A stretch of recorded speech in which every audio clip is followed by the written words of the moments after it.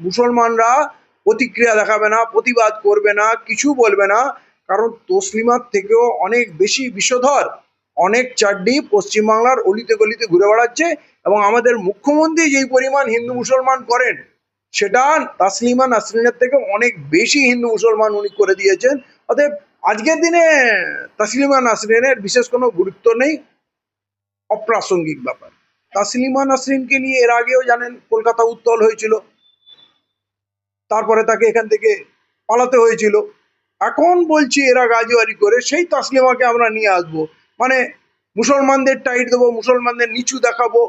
আর SIR তো আপনি জানেন গদি দখলের জন্য তারা এসআইআর করে শুধু মুসলিম না, মানে মহিলাদের এবং মতুয়াদের এবং আরো শিডিউল কাস্টদের সকলেরই নাম বাদ গেছে। এবং যে সমস্ত বেসিক্যালি জায়গাগুলোতে ওরা ভোট কম পায়, এসআইআর করে সেই এলাকাগুলো মানে তারা ডিলিট করেছে। এবং তার মধ্যে একটা বড় অংশ হচ্ছে মুসলিম সম্প্রদায়ের। তো এরা তো ছালচাতুরি করে যেতে, যেমন এসআইআর করে একটা বড় অংশকে তারা অফ করেছে। তারপরে ধরুন এরা ভোট বিভাজনের একটা বড় রণকৌশল নিয়েছে, তাতে বেশ কিছু হঠাৎ করে মুসলিম দল গচিয়ে গিয়ে মুসলিম ভোটটাকে ডিভাইড করার একটা প্রচেষ্টা হয়েছে।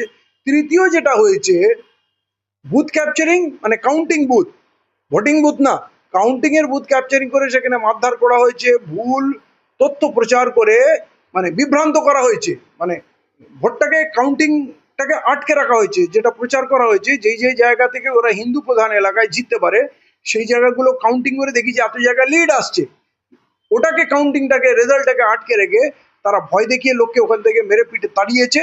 আর ফাইনালি যখন 4000 ইভিএম মেশিন পোড়ানো হলো, তখন আমরা পরিষ্কার হয়ে গেলাম যে ইভিএম এ কি পরিমাণ এরা জালিয়াতি করেছে, যার কারণে ইভিএম পোড়াতে হলো।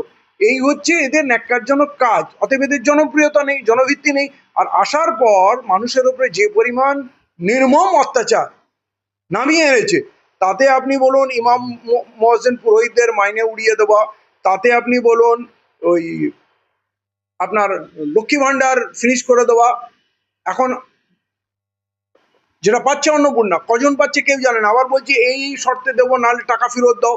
যা শুরু করেছে, লক্ষ লক্ষ মানুষের দোকান ভেঙে দেওয়া, হকারদের উচ্ছেদ করা, ট্রেনে হকারদের উঠতে না দেওয়া, রাস্তায় পিডাব্লিউডির জায়গায় দোকান ভাঙছে, মানে যেখানে ইমিডিয়েট কোনো প্রয়োজন নেই কিছু করার, মানে মানুষের সঙ্গে শত্রুতা করতেই নেমেছে। অতএব এই সমস্ত অন্যায় কাজের পর দৃষ্টি ঘুরিয়ে দেওয়ার জন্য হিন্দু মুসলমান করতে হবে, সেই হিসাবেই ওরা তাসলিমা নাসরিনকে নিয়ে এসছে। কিন্তু এইবারে কিছু হবে না, মুসলমানরা প্রতিক্রিয়া দেখাবে না, প্রতিবাদ করবে না, কিছু বলবে না। কারণ তসলিমার থেকেও অনেক বেশি বিষধর অনেক চাড্ডি পশ্চিমবাংলার অলিতে গলিতে ঘুরে বেড়াচ্ছে। এবং আমাদের মুখ্যমন্ত্রী যেই পরিমাণ হিন্দু মুসলমান করেন, সেটা তাসলিমা নাসরিনের থেকে অনেক বেশি হিন্দু মুসলমান উনি করে দিয়েছেন। অতএব আজকের দিনে তাসলিমা নাসরিনের বিশেষ কোনো গুরুত্ব নেই, অপ্রাসঙ্গিক ব্যাপার। তারা যে হিন্দুত্ব নিয়ে নাচছে, মানুষকে মারছে, বলছে জ্যান্ত পুড়ে দেবো, দুফালা করে দেবো, ফেলে দেবো, মানে এগুলো মৌলবাদ নয়। যদি হিন্দুত্বের নাম করে মানুষের উপর অত্যাচার করা হয়, মানুষের অধিকার কেড়ে নেওয়া হয়, সেটা মৌলবাদ না। আর মুসলমানরা কার অধিকার কেড়ে নিয়েছে? এই যে একটা জিহাদি, এরা পাকিস্তানি, এরা দেশের শত্রু, টুকরে টুকরে গ্যাং, এই যে এগুলো সব মিথ্যা ন্যারেটিভ। কোথাও পুরো দেশ যদি 12-13 বছর বিজেপির হাতে আছে, রাষ্ট্রপতি থেকে পঞ্চায়েত প্রধান পর্যন্ত, ওসি থেকে এসপি পর্যন্ত, ডিএম সব, ডিআইজি সব অমুসলিম, তারপরেও যদি মনে হয় দেশ সুরক্ষিত নয় আর ওই 15% মুসলমান নাকি দেশের জন্য বিপজ্জনক হয়ে গেল, তাহলে তোমরা করছো কি? তাহলে তোমরা সামলাতে পারছো না, তোমরা ছেড়ে দাও, আগেই ভারতবর্ষ ভালো ছিল। আসলে এই মিথ্যা ন্যারেটিভ করে হিন্দুদের ভয় দেখানো হচ্ছে উদ্দেশ্য। কিন্তু এরা যে মৌলবাদ করে, ভয়ঙ্কর মৌলবাদ।